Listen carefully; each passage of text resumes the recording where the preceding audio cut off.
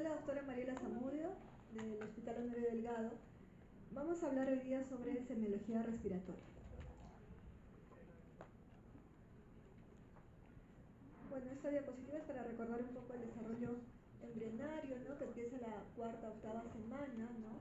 Con la formación del divertículo respiratorio, que luego se va a ir dividiendo, ¿no? Y formando el árbol bronquial, ¿no? En la etapa pseudoglandular, hasta la semana 16, donde ya se van a formar músculo, cartílago y los bronquiolos terminales, ¿no?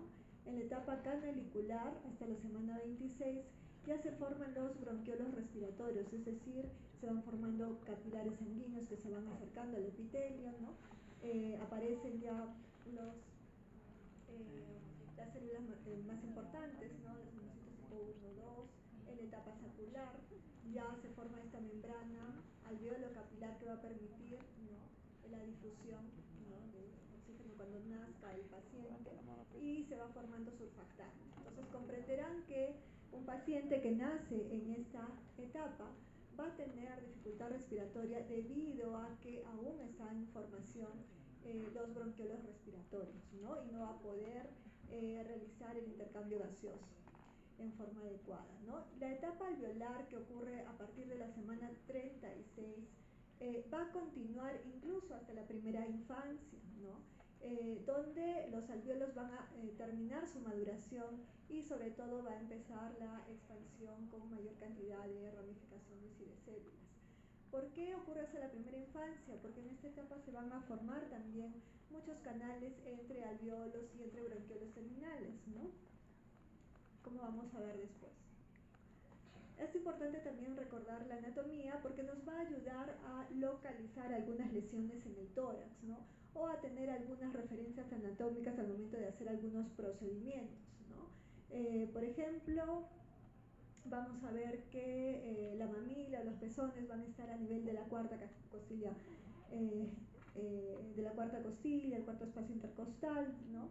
En la parte posterior vamos a poder ubicar las bases pulmonares, ¿no?, o la cisura, por ejemplo, longitudinal a partir de la de T4, por ejemplo, ¿no?, y el diafragma a partir de T10, ¿no?, que durante la expiración puede descender hasta T12, ¿no? De la misma forma, vamos a ver que la vía aérea va a empezar en la nariz. Por eso es importante que cuando examinemos al paciente, a un paciente que tiene síntomas respiratorios, empecemos el examen desde el inicio, nariz, orofaringe, y de ahí nos vamos recién a tórax, ¿no? Teniendo en cuenta también que la vía aérea superior va a estar por encima de la glotis y la vía aérea inferior por debajo. Ahora, la ramificación también del árbol bronquial es importante que ustedes lo conozcan.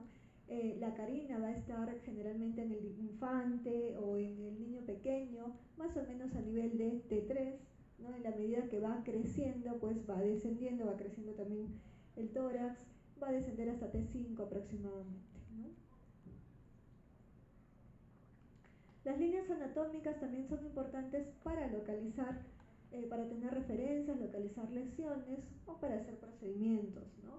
Tenemos la línea medioclavicular, ¿no?, y la línea esternal, y en la parte posterior las líneas vertebrales y las espinales.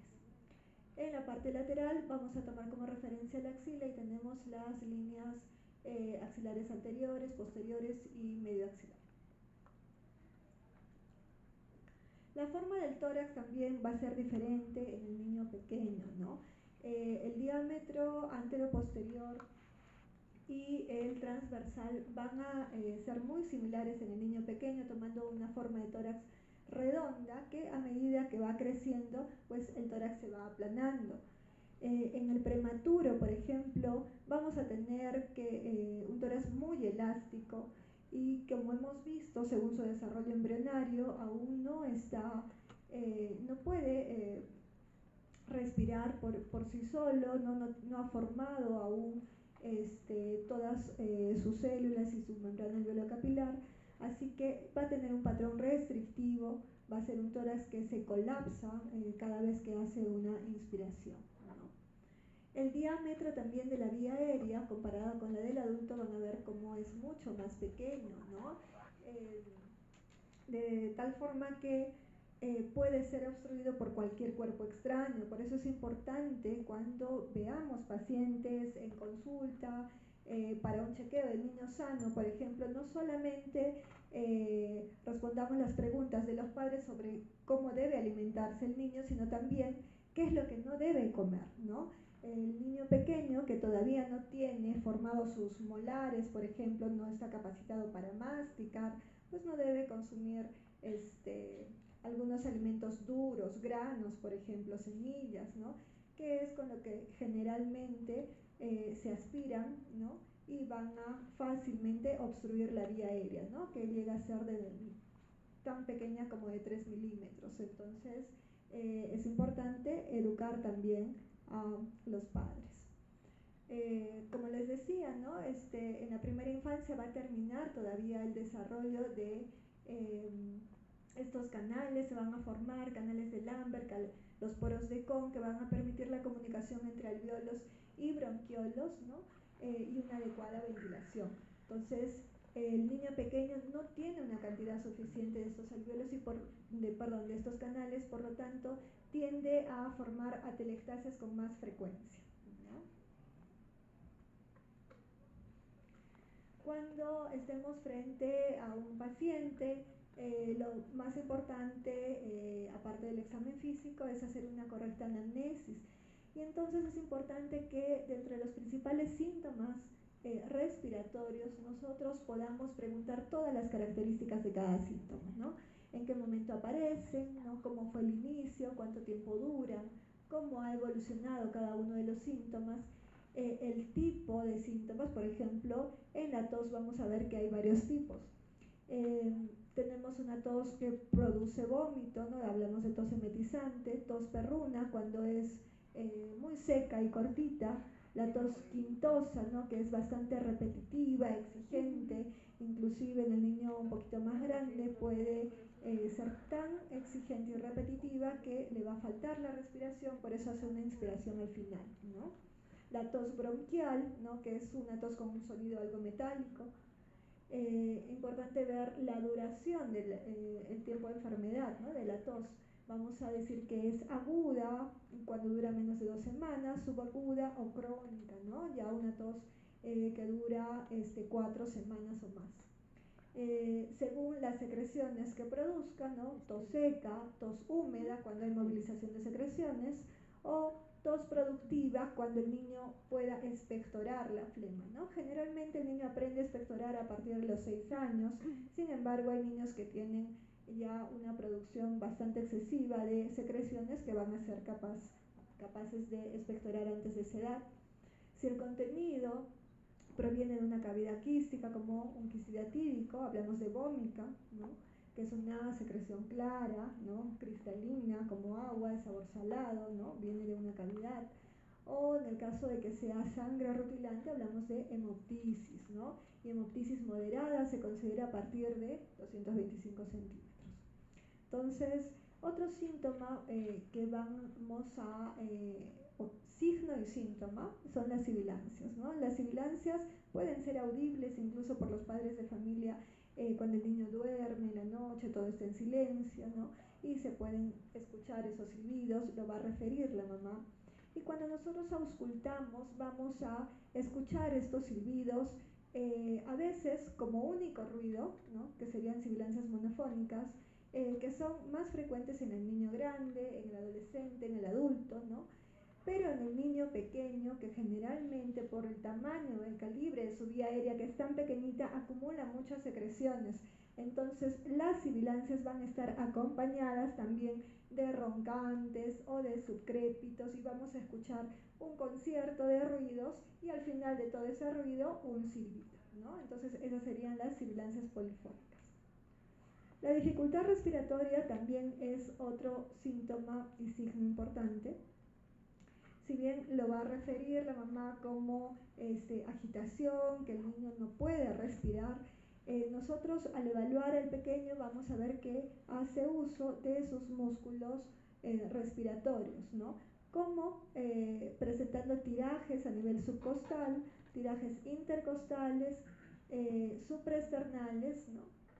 Es decir, va en ascenso, sobre todo cuando hablamos de patología a nivel inferior, ¿no? Como neumonías, por ejemplo, ¿no?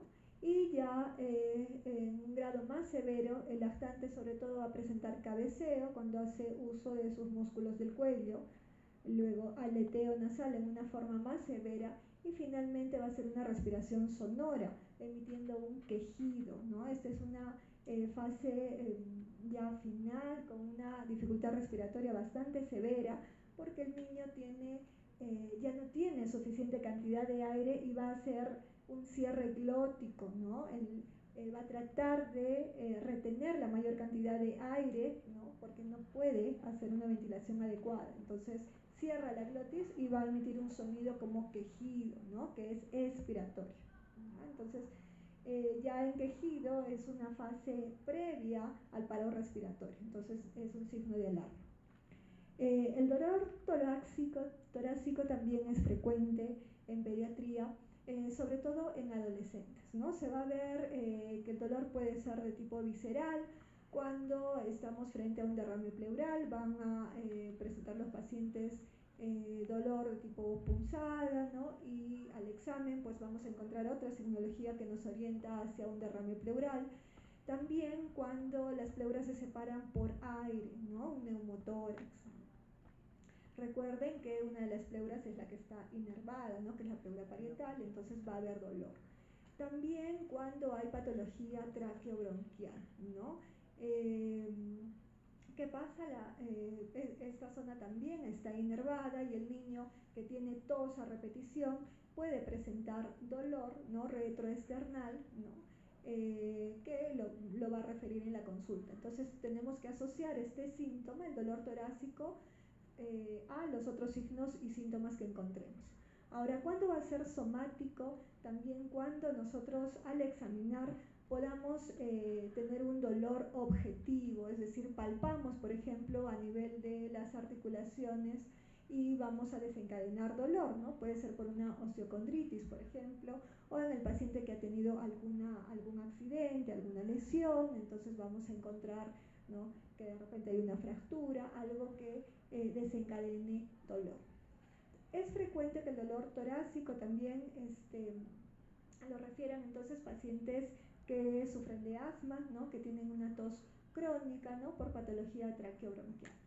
Sin embargo, vamos a tener pacientes adolescentes, generalmente que presentan síndromes de ansiedad o ansioso depresivo, ¿no? Que van a referir dolor torácico que es desencadenado generalmente en reposo, después de algún evento estresante, y a veces se acompaña incluso de sensación de falta de aire, adormecimiento, ¿no? De las extremidades, de los dedos, ¿no?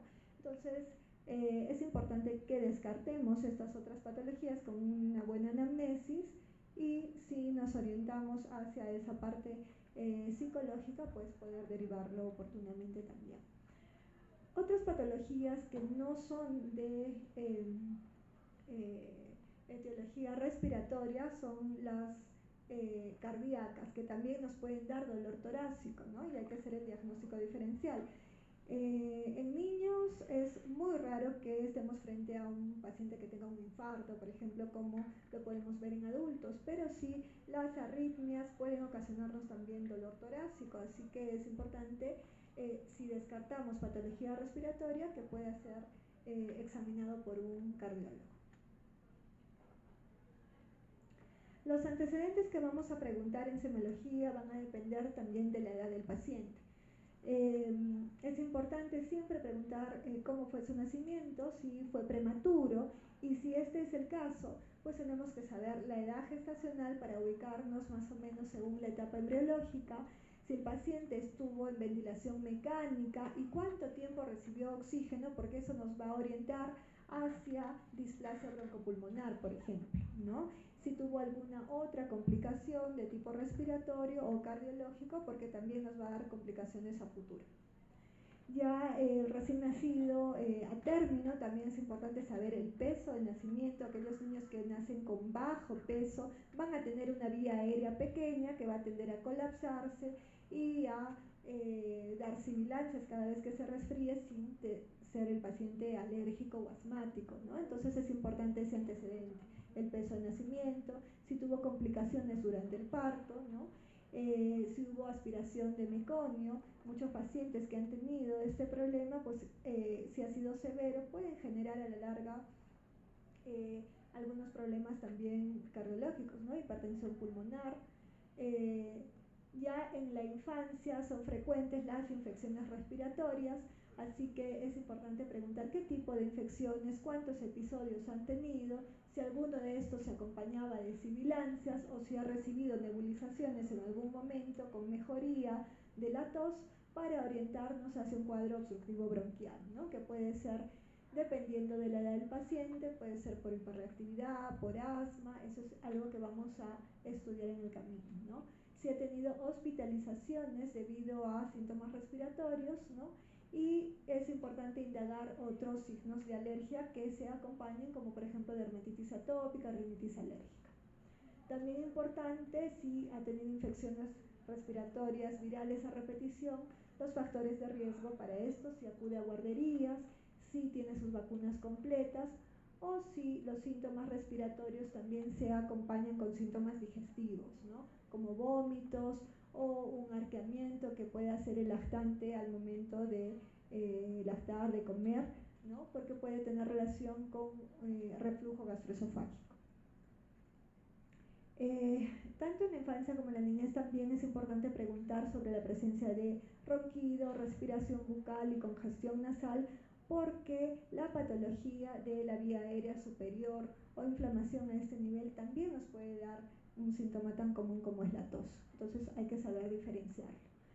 La presencia de otitis medias que son a repetición, y si el paciente tiene infecciones respiratorias recurrentes, nos va a orientar, por ejemplo, hacia un tipo de inmunodeficiencia. Entonces es importante también preguntarlo, ¿no? Si el paciente ha tenido neumonías recurrentes, pero sobre todo las de origen bacteriano, aquellas que han requerido antibiótico, que han requerido radiografías, donde se ha visto, les preguntamos a los padres, le han dicho, le han indicado que tiene una opacidad, una manchita blanca en el pulmón, ¿no? En varias oportunidades o en el mismo lugar, ¿no? Y si es posible, pues tenemos que indagar y pedir, ¿no? O poder analizar sus radiografías previas para llegar a este diagnóstico, porque de esa forma tenemos que descartar también una inmunodeficiencia primaria, ¿no? Y factores ambientales, sobre todo cuando sospechemos de patologías alérgicas. Ya en el examen físico, como les dije, el examen de la parte respiratoria empieza desde la nariz, así que es importante que evaluemos la presencia de secreciones, de cuerpos extraños, cómo está la mucosa, si está pálida, que nos orienta hacia una patología alérgica, si está eritematosa, ¿no? Por una inflamación aguda, ¿no? Y que también podamos evaluar los cornetes, que es un examen que casi siempre nos olvidamos de hacer y nos da mucha información, ¿no? La rinitis alérgica, por ejemplo, es una infección, una enfermedad alérgica que casi no se consulta porque son síntomas que no nos van a alterar nuestra vida rutinaria, ¿no? No provoca ausencias escolares, en el adulto no provoca ausencias laborales, los pacientes se acostumbran a tener síntomas, se automedican, entonces pocas veces consultan. Sin embargo, cuando la rinitis puede ser moderada o severa, sí va a provocar algunos problemas en el niño, porque al no usar su nariz por una obstrucción debido a un crecimiento del cornete, ¿no? Va a haber una respiración bucal y esto va a generar incluso una deformidad en la carita, ¿no? No va a permitir un crecimiento adecuado del maxilar inferior, van a cambiar la fase con la que nacieron, ¿no? Van a cambiar la mordida, una adecuada masticación. En el adulto incluso van a dar problemas o dolores, ¿no? Articulares en los maxilares. Entonces es importante, sí, diagnosticarla y que el niño pueda respirar por la nariz. También vamos a tener que evaluar la boca, ¿no? Porque a este nivel también es importante observar al final en la faringe si hay goteo de postnasal, ¿no? Goteo de moco, ¿no? Por rinitis alérgica, o ver el tamaño de las amígdalas si estas están causando obstrucción también de la vía aérea, ¿no?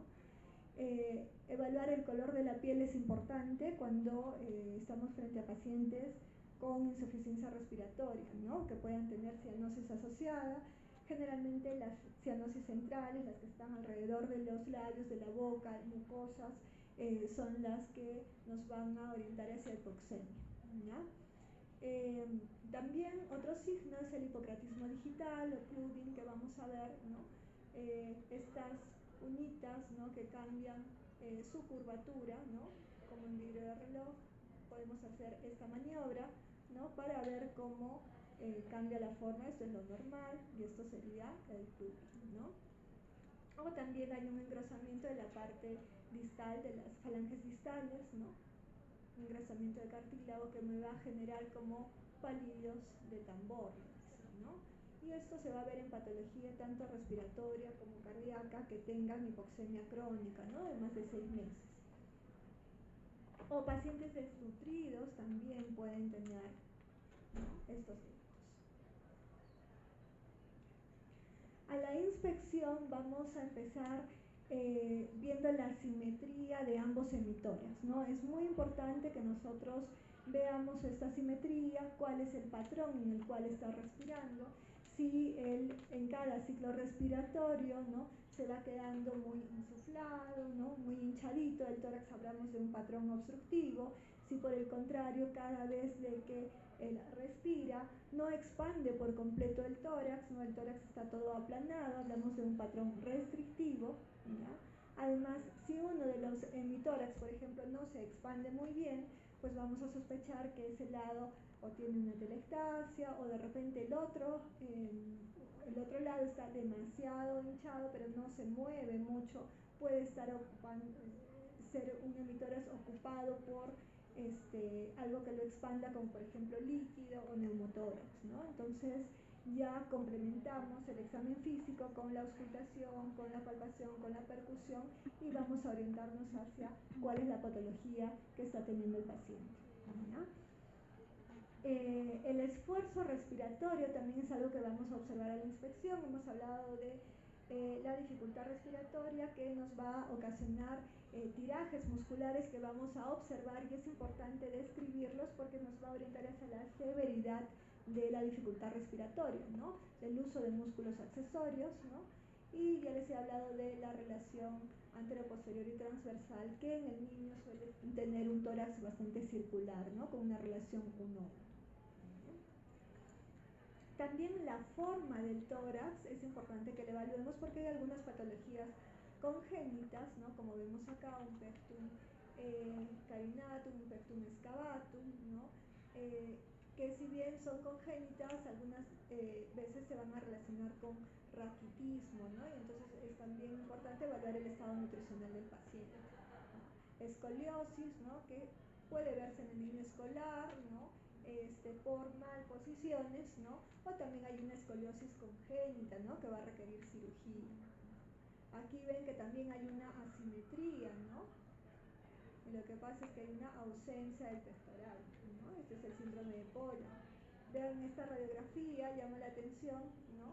El tamaño de todas sus cositas casi es del mismo tamaño, ¿no?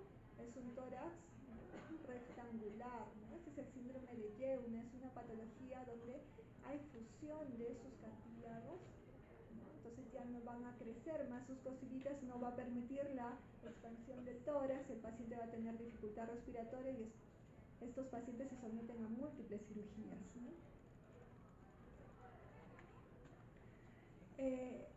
La frecuencia respiratoria también en el niño va a variar según su edad, así que tenemos que conocer, ¿no? Cuál es la frecuencia respiratoria normal según la edad del niño, ¿no? Vamos a ver que cuando nace, el recién nacido puede respirar de 40, 70, incluso respiraciones los primeros días, en la medida que va creciendo va bajando hasta 60, ya después El lactante en el primer año de vida puede respirar hasta 50 respiraciones, el preescolar hasta 30, ¿no? Los escolares ya es alrededor de 20 respiraciones por minuto, ¿no? Semejante ya a los adultos. En cuanto a los patrones respiratorios, les he dicho dos, que son a la inspección, que es el patrón obstructivo o restrictivo, pero también según el ritmo, ¿no? Si el paciente tiene una respiración muy lenta, hablamos de bradipnia o taquipnia en pacientes que están respirando por encima del valor normal, ¿no? Esta respiración de Cheyne-Stokes, que se acompaña de apneas, una respiración que va incrementándose y luego va descendiendo, ¿no? Que lo vamos a observar en pacientes que tienen hipertensión intracraniana, por ejemplo, una insuficiencia cardíaca congestiva, ¿no? Entonces es importante también que conozcamos estos patrones como el de Kussmaul y el de Biot y en qué patologías se relacionan. Ya en el examen, la auscultación, que a veces es la forma como nosotros abordamos primero al paciente pediátrico, es a través de la auscultación. Ya después, cuando nos ganamos su confianza, es que vamos a empezar a tocarlo recién, ¿no? Entonces, la auscultación siempre tiene que ser simétrica y comparativa para poder evaluar si hay disminución o algún ruido anormal que no estemos escuchando en el lado contralateral, ¿no? Vamos a tratar de auscultar las zonas donde no hayan estructuras óseas, entonces no vamos a auscultar en el centro, en la columna, ni en el lado de las escápulas, ¿no? Las bases pulmonares son importantes, pero la auscultación tiene que ser tanto posterior como anterior, porque en la parte anterior también vamos a tener, por ejemplo, el lóbulo medio o la língula, ¿no? Que es importante auscultarla a nivel anterior, y también la parte anterior de los lóbulos superiores. Respecto a la auscultación, es importante que nosotros tengamos en cuenta los tiempos inspiratorios y expiratorios. Cuando auscultamos la región del parénquima pulmonar, como vemos aquí, vamos a tener vamos a auscultar el murmullo vesicular que dura mucho más en la inspiración, una relación de 2 a 1, ¿no? Eso es lo normal. Cuando esta relación se invierte, puede ser igual o puede ser al revés, ¿no? Una expiración que dure más tiempo nos indica una patología bronquial, ¿no? Puede ser una obstrucción bronquial, lo vamos a observar en pacientes asmáticos, por ejemplo, ¿no?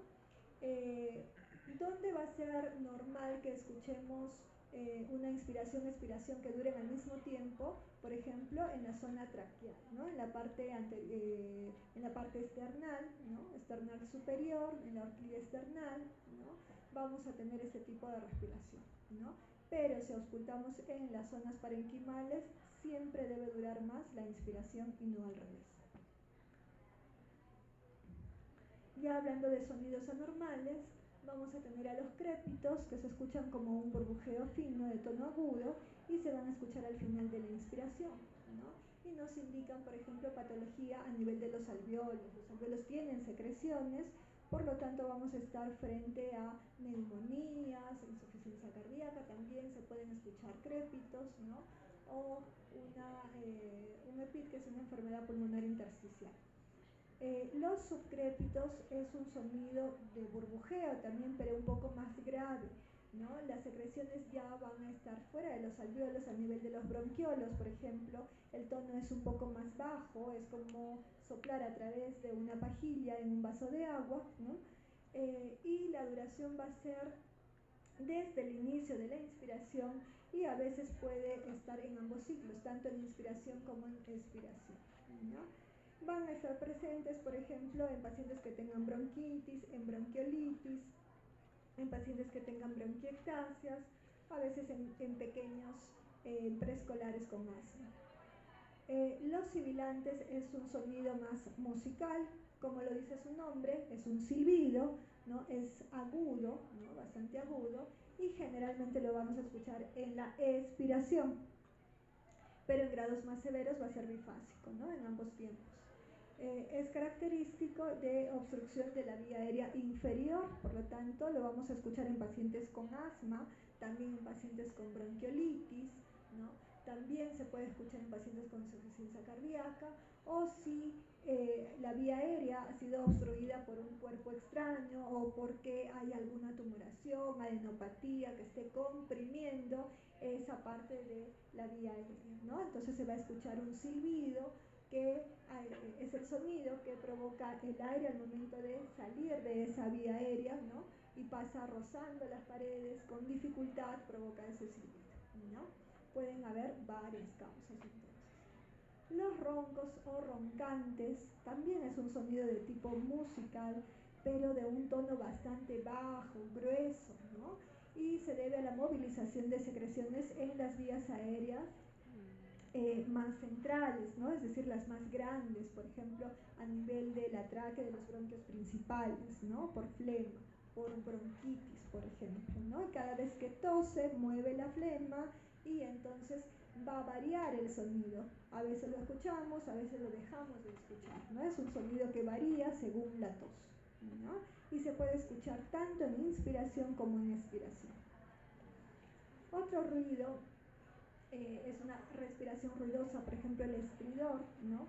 Es un ruido bastante agudo y fuerte, ¿no? Que se va a escuchar durante la inspiración cuando hablamos de obstrucción de la vía aérea superior, es decir, cuando hay una obstrucción por encima de la glotis.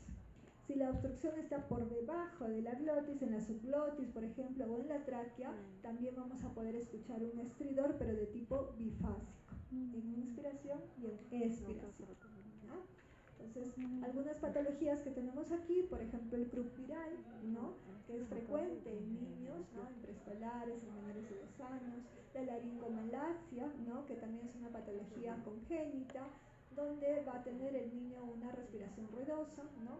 O una estenosis subglótica que puede ser congénita o puede aparecer en niños que han tenido una intubación prolongada, ¿no? En ventilación mecánica también, ¿no?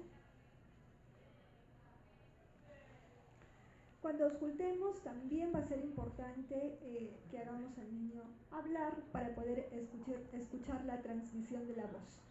Ahora, en el lactante, en el niño pequeño que aún no habla o que no nos quiere colaborar, pues vamos a aprovechar cualquier ruido que emite, inclusive el llanto, ¿no? El llanto, los quejidos, cualquier palabra.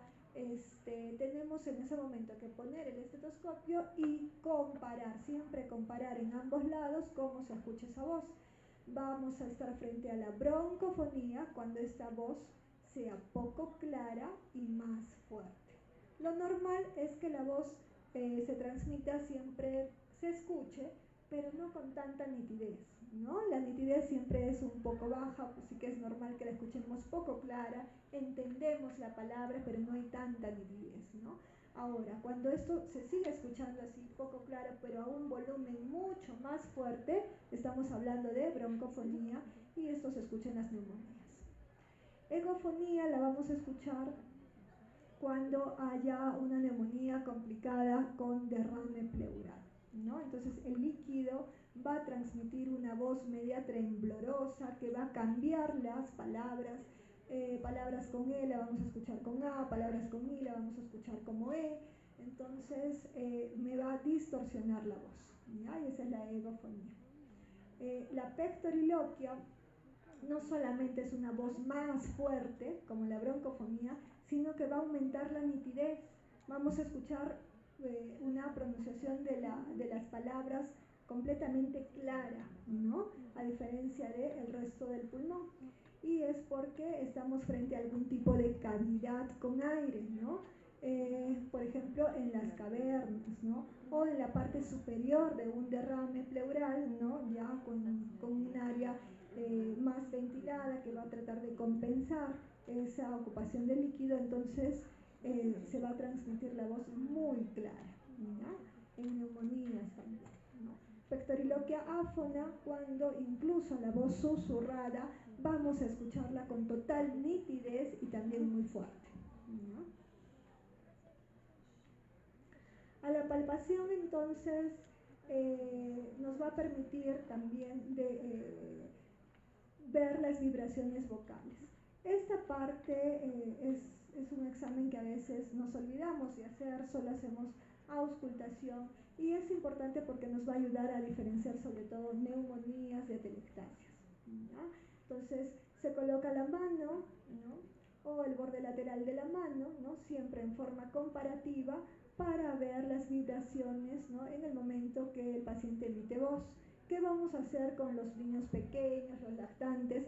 Pues vamos a comparar en el momento que llore, ¿no?, en el momento que llore, que grite, se queje o que diga cualquier palabra, ¿no? Entonces siempre es la comparación en todo el tórax, tanto la parte superior, inferior y anterior, ¿no? Otra evaluación que vamos a hacer con palpación es la amplexación. Si bien vamos a observar a la inspección cómo se expande el tórax, es importante que nosotros también palpemos esta amplexación, como ven aquí, y veamos con cada inspiración cómo se separan los pulgares, y esta separación tiene que ser simétrica, ¿no? Si hay una parte que se amplexa menos, pues hay una asimetría, y con el resto del examen vamos a poder determinar por qué la movilidad está disminuida en ese lado del hemitórax, ¿no? A la palpación también vamos a poder sentir si el tejido celular subcutáneo está inflamado o tiene enfisema, ¿no? En pacientes que tienen neumotórax, neumomediastino, pacientes asmáticos, ¿no?, con asma severo, pueden tener enfisemas subcutáneos, ¿no? Y vamos a sentir cómo se revientan burbujitas, ¿no?, a nivel de el cuello, en la axila, en la parte lateral del tórax, ¿no?, que es generalmente donde se acumula el aire, ¿no? Algunas veces va a ser tan severo, ¿no?, que me va a desprender, ¿no?, separar toda la grasita, y vamos a ver cómo el paciente está hinchado, ¿no?, como si fuera un sapito todo hinchado, y se va a crepitar al momento de palpar, ¿no?, como burbujitas de aire. Entonces es importante también la evaluación. La tráquea no siempre es un examen que vayamos a hacer, es algo fastidioso, molesta el movilizar la tráquea, pero sí en pacientes que tienen atelectasias, por ejemplo el lóbulo superior, vamos a ver que la tráquea puede estar desviada hacia el lado de la atelectasia, ¿no?, porque va a retraer el intestino, ¿no? Es importante palpar la tiroides, ¿no?, a este nivel, ¿no?, que es la parte superior entre el tórax y el cuello, ¿no? Hay muchas patologías que derivan de esto, no siempre van a tener relación con la patología respiratoria, pero como estamos en el examen de tórax, siempre tenemos que tratar de visualizarla, ¿no? Y finalmente, pues, palpar cada una de las costillas, ¿no?, para ver la parrilla costal, ver si desencadena dolor, ver si hay indemnidad de estas o algún tipo de fractura, ¿no?, sobre todo en la etapa neonatal o cuando hay algún antecedente de trauma. La percusión también nos va a permitir delimitar algunas lesiones, ¿no? Si ya hemos auscultado una zona donde no se siente un buen pasaje del murmullo vesicular, no está disminuido o está ausente, o de repente vemos que está abolido, ¿no? Entonces vamos a percutir para delimitar el tamaño de esa zona, porque a veces con el estetoscopio, que es algo grande, no podemos identificar muy bien si es pequeño, decimos en la base, en el tercio medio, en el tercio superior, pero con la percusión podemos delimitar mucho mejor la zona, ¿no? Para eso nos sirve. Por ejemplo, pacientes con derrame pleural, podemos percutir hasta dónde se siente la matidez, y nos ayuda, por ejemplo, para hacer un procedimiento, para hacer toracocentesis, ¿no? Entonces, la percusión siempre va a ser simétrica, igual que la auscultación, ¿no?, en forma comparativa para ver la sonoridad del tórax. Ya saben que si queremos palpar, percutir la zona del pulmón, pues vamos a evitar percutir las zonas óseas, ¿no?, porque estas van a ser siempre mates, ¿no? Entonces, esa es la zona donde vamos a percutir. Generalmente los pulmones van a ser sonoros, ¿no? Ahora, cuando encontremos matidez, ¿no?, similar a cuando palpamos músculo, pues podemos estar frente, por ejemplo, a líquido, ¿no? Derrame pleural, por ejemplo, ¿no? Cuando esta matidez no sea tan grave, submate, por ejemplo, puede ser una zona con una neumonía grande, ¿no? Una neumonía lobar, por ejemplo, ¿no? Las neumonías que son muy pequeñas o las atelectasias segmentarias, por ejemplo, va a ser difícil que nosotros sintamos la diferencia en la percusión, ¿no? Porque son muy pequeñas. Neumonías grandes que ocupan todo un lóbulo, sí vamos a sentir una matidez en toda esa zona, ¿no? Generalmente cuando son basales. Pacientes que tienen asma, que tienen bronquitis, vamos a tener también una mayor resonancia del pulmón, va a ser mucho más sonoro, ¿no? Pacientes con neumotórax, ¿no? Por ejemplo, la sonoridad va a ser tan grande que hablamos de timpanismo, ¿no? Como si estuviéramos percutiendo un tambor.